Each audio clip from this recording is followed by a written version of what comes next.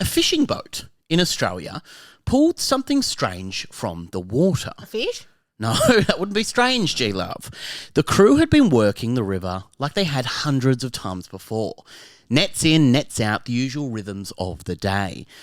But when they tried to pull one particular net back up, something was very wrong. Fish. It was far heavier than it should have been. Many fish. Whatever was caught in the net was pulling the boat sideways. Strong fish. At first they assumed it was debris, maybe a log, maybe a large fish. But what eventually surfaced from the depths was something far stranger and far more disturbing. Mermaid. What they pulled from the water was a man. Merman. Strapped to a metal frame. This is a story of the Rack Man. The Rack Man? The Rack Man. Don't do that. Actually, no, do it again.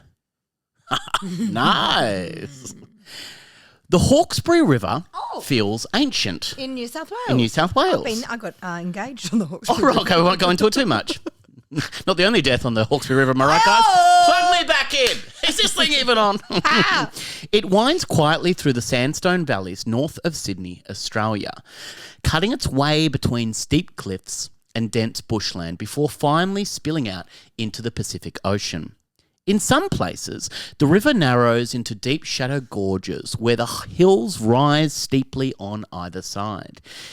In others, it spreads wide and calm, reflecting the sky like glass. Small settlements dot its banks. Boats drift lazily in sheltered coves. The river has a slow rhythm, like a long breath drawn through the landscape. You're loving all your imagery lately, aren't I you? really am. At dawn, mist hangs low across the surface of the water. At dusk, the entire valley glows gold as the sun disappears behind the hills. It's peaceful, quiet. The kind of place where you wouldn't expect to find evidence of something deeply sinister. Ex-reality stars get engaged on the rivers. I was like, have you written it? Oh, no. But on Reality shows, film segments there. of course. Yep. But on... But Yep, they did. In 2016 they did. I remember. Do you remember? I don't remember. I wasn't remember. born then. But on August 11th, 1994, that's exactly what happened. Reality TV show was filmed there. Osher Gunsberg sat on it. No. Tapping his glass as he always does. Yes, Ooh. it is. It was time for an announcement. Everyone assemble to the living room for the cocktail party Oh. of The Bachelor 2006, The Bachelorette 2016. That morning, a fisherman named Mark Peterson Like you? his like me, Spelt the same as you? yes, Whoa! and his crew were working the Hawkesbury River aboard their trawler, the Lady Marion. Oh, I like that name. Isn't it a great name? Yeah. Around lunchtime, they cast out their nets. At first, everything felt normal. But when they began hauling the net back in, the line went tight, unusually tight. The weight was enormous, heavy enough that the boat itself tilted slightly to one side. The crew immediately started guessing what it might be. A fish, said Georgia Love. A big fish, said Georgia Love. An even biggie, many fish, said Georgia Love. The crew immediately started guessing what it was. Maybe they'd snagged something really big. A shark? A big ray, a chunk of wreckage. Someone even joked about the Loch Ness Monster. I would go, imagine if it was a Loch Ness, and everyone else goes quiet. Maybe it was I'll just go again. Yeah. Maybe it was a Loch Ness. Maybe it was okay. Whatever it was, if that went down like a lead balloon. Whatever it that was. That would be heavy. That would pull on the Maybe it's a lead balloon, like my joke that before. I reckon you should Try keep the Loch going with Ness the again. story. Yeah. Whatever it was buried deep in the net. The men leaned back and pulled together, using their whole body weight to drag it up. Slowly the net surfaced, and inside was something none of them expected. A strange metal structure. The frame was wrapped in plastic bags and tangled in rope. At first it looked like industrial scrap, maybe something that had fallen off a boat or even been dumped in the river. But as they dragged it closer, one of the fishermen noticed something sticking out of the plastic. A bone. Later, fisherman Peterson would tell reporters, as I pulled it in, I saw there were plastic bags tied to it. Then I saw a bone coming out of one of the bags. The crew realised quickly that what they had pulled from the river wasn't debris. It was a human body. Deborah. What they had pulled was Deborah. Deborah. And it had been deliberately attached to this metal frame made to fit its specifications exactly. A human. Oh, what? Peterson immediately contacted the Broken Way Water Police, a specialised police unit, sometimes nicknamed the Water Rats. Oh. The boat slowly made its way along the river while officers were alerted. When police examined what the fishermen had recovered, the situation became even more disturbing. The remains of a man had been bound to a custom-built metal rack. Oh, so it wasn't Deborah. No, it wasn't Deborah. What's a male version of the name Deborah? Doug? It's probably Dougra. He had been wrapped in plastic bags and then dumped in the river. So he was tied to this metal structure. Yes, yeah. And then put in plastic. Have you heard of the Rack Man before? No. Oh, it's fascinating. Was Dougra a merman? I don't want to jump ahead, but... No, he was not. Oh, just a man. But the man. What? The next day, August 12th, 1994, the body was transported to the New South Wales Institute of Forensic Medicine in Glebe. There, forensic pathologist Dr. Chris Lawrence began examining the remains. Despite months underwater, something unusual had occurred. The body had developed a thing called adipocure, sometimes called grave wax.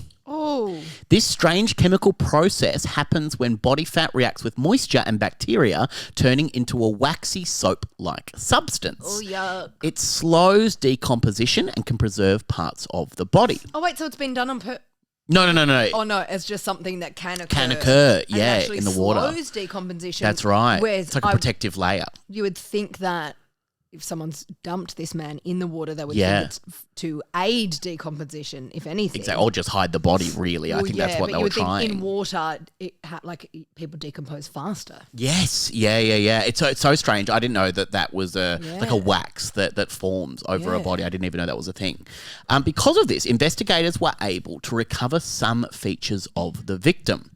Dr. Lawrence determined that the man had been likely submerged for between 6 and 12 months. Months. Oh my God. It's amazing that fish and stuff hadn't got to. Oh, it's exactly. In plastic, It's in plastic, so maybe, This yeah. is so interesting. But the most shocking detail wasn't the body. Huh?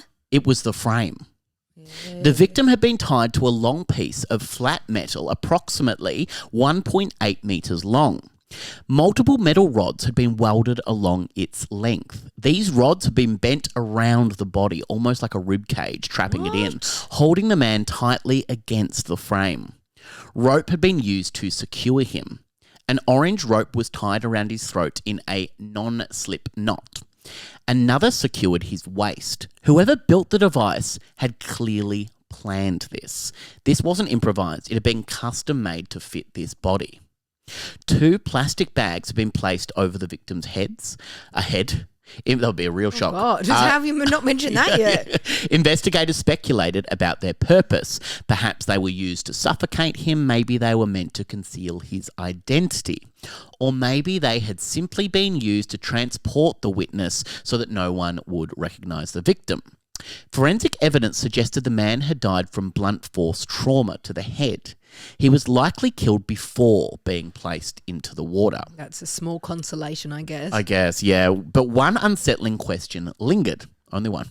Yes. Was he already dead when he was strapped to the rack? Or had he been alive? Unfortunately, the water had erased crucial evidence. Months submerged had destroyed fingerprints. His face had decomposed beyond recognition. Oh, yeah. Dental examination provided little help. Forensic dentist Dr. Chris Griffiths noticed that the victim had very little dental work, meaning there were no fillings or distinctive dental records to compare. Oh, nice teeth. Very nice teeth. For Dogra. But however, one detail stood out. The man had an unusual bone structure in his face. It appeared he may have had a distinctive or slightly misshapen appearance in life. Still, without a name, the investigation stalled. Did they not say Dogra? They did not say they didn't come up. You said that. I said You that. came up with Doug Grubb. Yeah. It's a very common name, though. It was a classic I reckon. It's a classic I reckon. His name is Adugra, and then I just assume it is. Well, police gave him a technical name. Unknown human remains E48293. I mean, I don't have to point out that Dugra is better than that. It's right? better than that. Thank you. But the media quickly gave him a far more memorable name. What was it? The Rack Man. Oh, yeah. You're Yeah, I did say that at the like, top. if it's Dugra, I'm going to lose It's not going to be Dugra. Get Dugra out of your mind. It's never going to be Dugra. It's never going to be Dugra. Imagine if it was. It would actually be incredible if you guessed that. Searching for his identity, police offered a $100,000 reward for information that could identify the victim. So not catch the killer in this case. It was actually just to identify that might then lead to who the killer was. I feel like that's a very large reward for just one piece of information. Yeah. And it's I'll tell you the story about how I found this at the end. It is wild. But is that how you got your first $100,000? You part of this story? I don't know if they can say that I have $100,000, and even if I did, you wouldn't know. But I am drinking a very nice Shandon right now. Yeah. But leads were scarce. He had no wallet, no identification, no jewelry. Only a few personal items remained. This is why everyone should get tattoos. Yeah, or fingerprinted at birth. No, you can't because they. Oh, we've learned that you can't fingerprint at birth. Babies, but also the fingerprints were actually. Worn off. Yeah, worn off. But tattoos, if he had like an identifiable word across his chest, like I don't know. SpongeBob, Dugra. Oh my God, his you're name. right. Yeah, you should get your name tattooed on your chest. That goes for everyone. Yes, and this is how I died. Yeah. And P.S. is how I died. Yeah. Just before you kill me, could you really quickly write tattoo what you've done? Yeah. And your social security number. So items remained, right? So a packet of cigarettes and a pink lighter. Well, on his person. He was also wearing an Everything Australia polo shirt and no sweat track pants, both size medium. Is Everything Australia a brand, like a label? Yeah, apparently. The clothing provided one small breakthrough. The company Everything Australia contacted investigators to help and confirmed the shirt tag design had only been used between 1982 and 1987. So it wasn't either of us because we weren't born That's then. right, we weren't born then. It was a narrow window, but still something. At the University of Sydney, marine biologist Professor Donald Anderson studied barnacles attached to the metal frame. From their growth patterns, he determined the wrack had likely been underwater less than a year, which matched the forensic estimate. Students at the university even created facial reconstructions of the victim. Sculptures and drawings were released to the public. Investigators compared these images to missing persons reports. Several potential matches emerged. A missing drug dealer, a businessman. Drug dealer? A drug dealer. A drug dealer is very good. In my head, that was going to work better than it did. Well, even a notorious underworld figure known as Christopher Dale Flannery. Oh! Nicknamed Mr. Rent-a-Kill. Yes, Mal Walden spoke about him in his Thursday Treat episode. That's right. But each lead eventually fell apart. Then a name finally surfaced. Dugra! A missing gambler named Max Tanjetsky. Oh, great name. Not as good as Dugra, but still good. Still good. Max Tanjetsky. It is Tanchestky.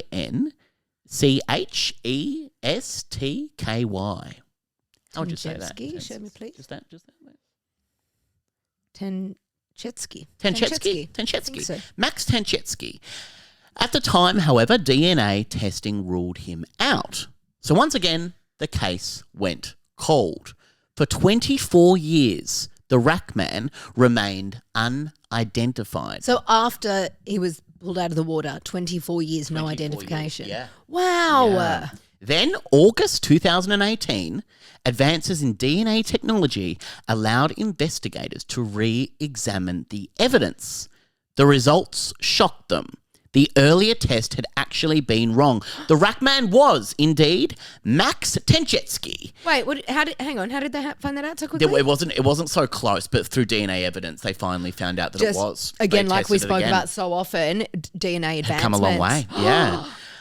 So the identification was confirmed by New South Wales Police coroner Paul McMahon. Max was 37 years old at the time, from Newtown in Sydney. He was known to be a gambler. According to his parents, Max had travelled to the Gold Coast early in 1993 to gamble. He had around $1,800 in cash. Trips like this weren't unusual. He would normally return within a few days, but this time he never came home. His disappearance went unexplained. And 20 months later, his body was discovered in a fishing net on Hawkesbury River. 20 months after he left to go to the Gold Coast. To go to the Gold Coast, yeah. God. So they have theories. Even after Max was identified, the mystery only deepened. Who killed him? And why such an elaborate device to dispose of his body? One theory suggested organised crime. Gambling debts can be dangerous. Perhaps Max owed money to the wrong people, and maybe that $1,800 was like a portion of what he owed to someone. Can I just take a moment to say, I don't really understand, and I do know that this is ignorant and naive, but when someone is killed, murdered because they owe someone money, like who wins there?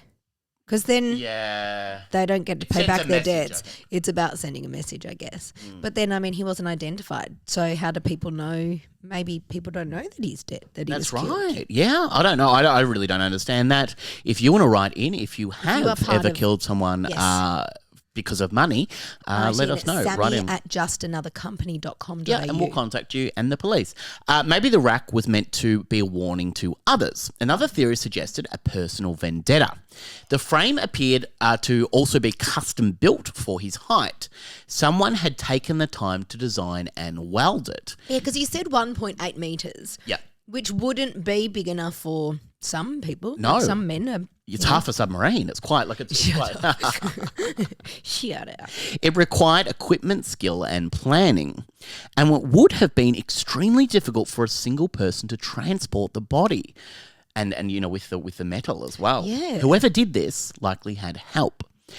Just one person just dragging this thing down the street. I'm pretty sure there's more than one person. At the time, some investigators even considered a satanic cult theory. Of course, it was around this time that everyone described everything as a satanic cult. The crucifixion-like appearance of the frame fueled speculation. But there was no evidence to support this. No symbols, no ritual markings. The theory eventually faded. Another unsettling detail remained. If the killer wanted the body to stay hidden, why build such a complicated rack at all? Why not simply weigh the body down with concrete? No, not that we're giving suggestions. No, we're never giving suggestions like that. Some investigators believe the rack may have been used before the murder, perhaps as a tool for torture. But without witnesses, the truth remains to this day unknown. No. The Rackman case remains one of Australia's most bizarre unsolved murders. Is this the end? Yeah. Max Tanjetsky was finally given his name back, but the people responsible for his death were never found. Whoever killed him went to extraordinary lengths to hide the body. They built a custom metal frame, wrapped the victim in plastic, and dumped him in a quiet river where they believed he would never be discovered. And sometimes rivers give up their secrets, and on one ordinary fishing trip in 1994, the Hawkesbury River did exactly that. So you don't have any answers for me? I don't have any answers for you, but I want you to look up right now. Have you got your phone on your lovely girl? Yeah. I want you to look up the Rackman. Because there are pictures, and I want you to have a look at it. And we'll put some on the Instagram website, which is called Instagram.com. And the way you can find us on that website is searching in the search bar. You just search at the @ symbol, Not Another Crime Podcast, one word. Yes, and you can also, if you want, download the app available on Apple products. It's on the App Store. You can download that, and you can type in Instagram, and you'll be able to download on that as well. Okay, I just have to show you this. Friend of the show and friend of ours, Emma.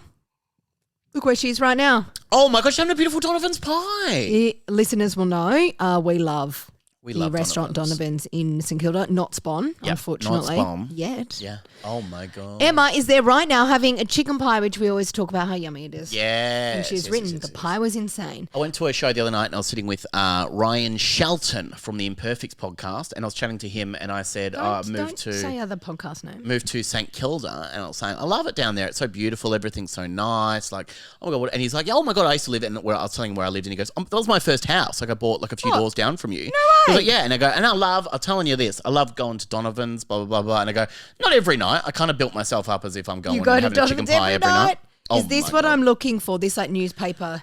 The Rack Man, yeah. So you can see actually, yeah. So that is what it looks like. So yeah, I'll put a picture up of but the welding as well. So I would call it like a crucifix. Yes, yeah, But yeah. with 4 horizontal bits. So there's one at his ankle level, Yep. one at his knees, one at his elbow height, and then one at his neck.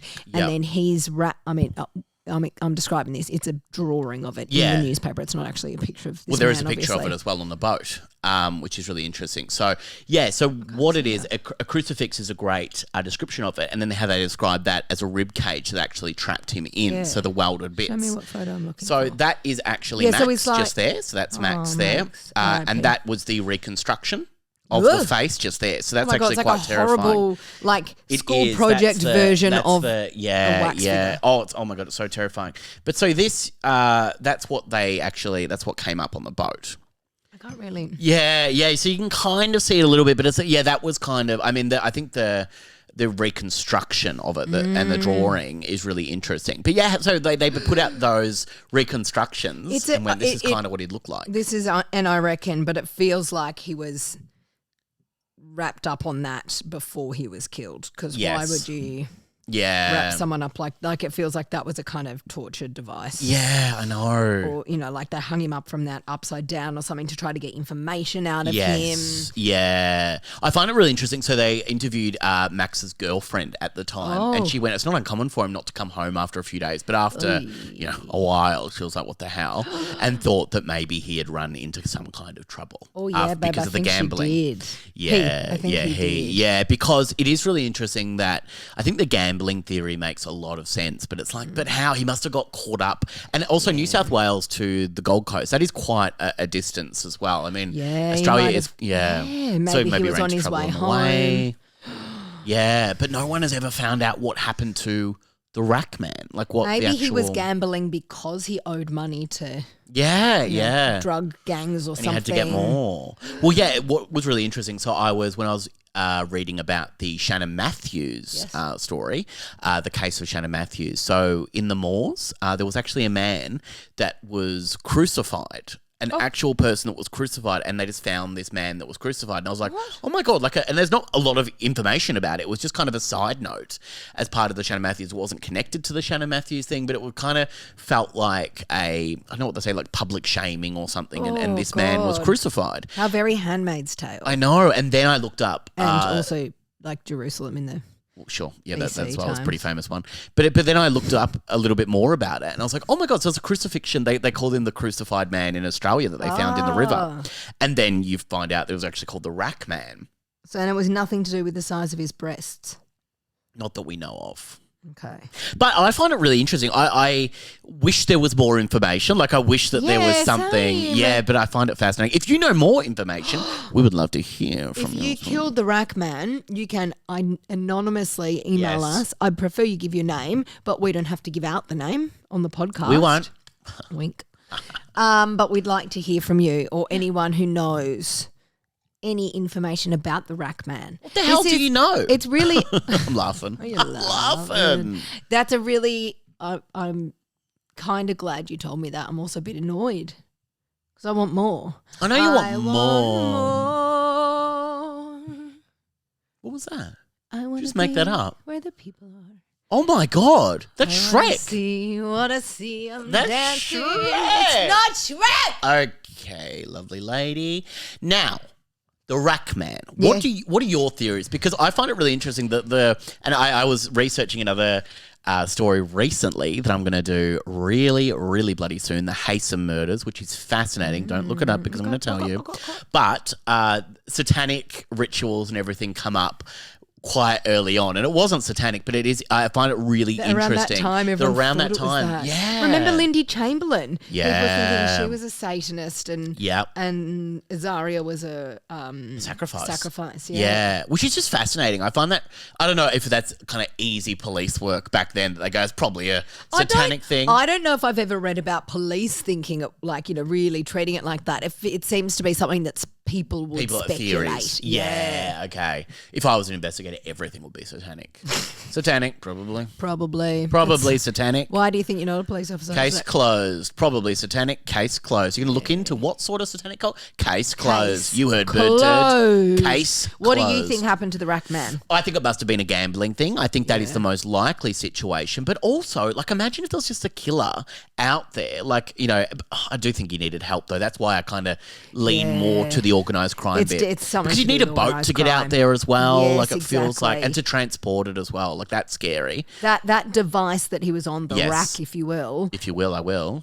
Does seem like, to me, I could see him being hung up from that upside down. Yes. And tortured, waterboarded or something for information or for, pay us, blah, blah, blah.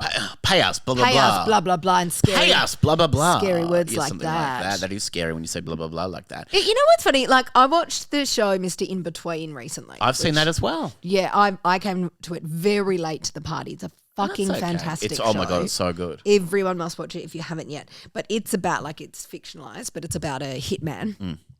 No spoilers. And he made a show called it was originally a film called Yes. The Magician. Yes, that's That right. he made years and years ago. It's Yeah. Scott Ryan. It's fantastic. And I watch shows like that and even things like Breaking Bad and stuff. And I'm like, we watch all these shows where there's always just underworld figures just Yes. killed and their bodies dumped. And I think it's my journo brain thinking. Beautiful there'll be- journo brain. Thank you for saying that. I always think there will be news stories out there and some reporters and many police officers who for the rest of their careers are trying to work this out. And you watch the shows when the shows are kind of from the underworld perspective where it's Yes. just as if they just kill people and drop them and no one ever thinks about it again. It's like, no, there were so many dead bodies found Oh my or God. missing persons reported that are underworld crimes, gangland crimes that are just, I don't know, usually on crime podcasts and stuff, we talk about Such as this one. mostly this one. Only this one. We talk about crimes that are solved and have been really in the media and everything. But then you go, imagine how many underworld kind of crimes there are that are never even really spoken about because no one will come and speak about it because they're done as some kind of retribution or to scare someone off. So it's just never talked about. Yeah, absolutely. I also think there was someone called I know the Toolbox Killer is a really famous crime. There is also a Toolbox Killer that someone has actually written in Queensland. Yeah, yeah. And I wonder if there could be something that exists like that. Maybe because someone to weld like that. Yeah, Yeah, they've that takes made that skill. on purpose. Yes, Yeah, exactly. that takes skill. I'm picturing Mr. In Between. I'm picturing, We just want to watch it again. That's why. maybe I want to do that. And he, Scott Ryan actually lives around the corner from You've you. told me that before. Yeah, I wish I've I seen would him see around. him. I've seen him around before. Yeah. Spooky. Spooky? No, he's not spooky. He's actually a really nice man. He's a bit spooky in the show. He's not spooky. Oh, in the show he can be. But do you think Finding Nemo's always lost? Oh my God, guys. She thinks Finding Nemo's always lost. They acted that.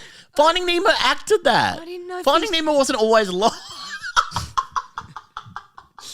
You think Finding Nemo? Oh my God. Guys, this has been a lot of fun. And I want to say, I've had a wonderful time. I'm We're in your glad. house right now. We are. Can we say really quickly, before we wrap this up, G-Love, because you have beautiful photos of this, we went to our beautiful friend Alex and Euge's house for dinner the other night, we G-Love. did. You guys have heard Alex in a speak pipe before. Yeah. You've also heard me discuss whether I was going to the 5 concert with Alex Yes. or not, and he Yes. said not. I am not. That's what he said. Yeah. Yeah. And can you just say, G-Love, what happened when we walked up to their home for dinner amazing. and we didn't even knock on the door just yet because We something didn't need- we caught didn't- our eye. We didn't need to knock on the door at all because when we saw this, we squealed, so they knew we were there. Yes. Alex had put a welcome sign on their front set. front set. Their front. She thinks everything's a set, like Finding Nemo. Shut up. On their front fence that said, TikTok, Book Talk stars, welcome here. Oh, it was so good. And then it would talk about our placemats as well. And What we then had, G-Love. when we went in for dinner at their house, they had place settings with cards with people's names. So they had their names at their place seats. And then our name card said journalist and not. Mine was just not, which was so funny. It was very cute. We bloody loved it. It was so bloody cute. G-Love, this has been an absolute honour sitting and talking with you today. I hope that we find out more about this story. I did too. Well, that was 2018 that it was finally, that was Max identified. was finally identified. So maybe we will hear some more. If there are any updates, please write in, or just, if you want to write in general, sammy@justanothercompany.com.au. Hey, I got engaged on the Hawkesbury River in August 19, not 18. Imagine if it was me that found. Oh no, he was just identified then. It was found ages before that. What are 1 you talking year. about? Yeah. Well, it's not that long before. What? You said August 2018. He was finally identified, but he was found in the 90s. Hey, don't get mad at me. Just trying to talk about my engagement again, okay? Let it be. Why do you keep talking about it for? Do Do you want to talk about it again? Yeah, it was actually a really beautiful proposal. The marriage was quite nice for a little while as well. Do you want to talk about Finding Nemo as well? God, he's a good actor, apparently. She thinks it's real. Can we say as well, G-Love, if people want to leave us a voicemail, how do they do that? They can do it. They can go into the link tree on our Instagram, or they can go right in the show notes to this episode, and there will be a link to a website called SpeakPipe, and you can leave us a voice message, and we will put it in our mailbag at the end of our Monday. I'm going to shout out in a negative way our friend Candace. Okay. We had a SpeakPipe on one of the recent episodes from Candace. a friend of Candace's named Kate. Yes. And Candace put up an Instagram story with Kate in it last night. And I said, oh my God, there's Kate. She left us a beautiful voice note on the podcast. And Candace wrote, wait, which podcast? No. And I said, tell me you don't listen to our podcast, which you've been on before, without telling me. That's so funny. Also, if you want to simply follow us on Instagram at Not Another Crime Podcast, on TikTok at Not Another Crime Podcast, on YouTube. Someone posted on Instagram today them and their dog on the couch watching Dalmatian. us on the YouTube. Well, they're actually a pet sitter, and I think they were looking after their beautiful Dalmatian. I love that Dalmatian. They also said they wish that they were in Melbourne so they could look after beautiful Poetry or Diggs or something like that. Well, it hasn't been very nice today. She's out of sight. What's her birthday when we're recording this, and she's having a moment. Thank you, everyone, as always. Leave us a 5-star rating, leave us a 5-star review. Share this podcast with a friend. The more you share it, the more that'll go out to the world. And let me just finish by saying, TikTok, Book Talk stars!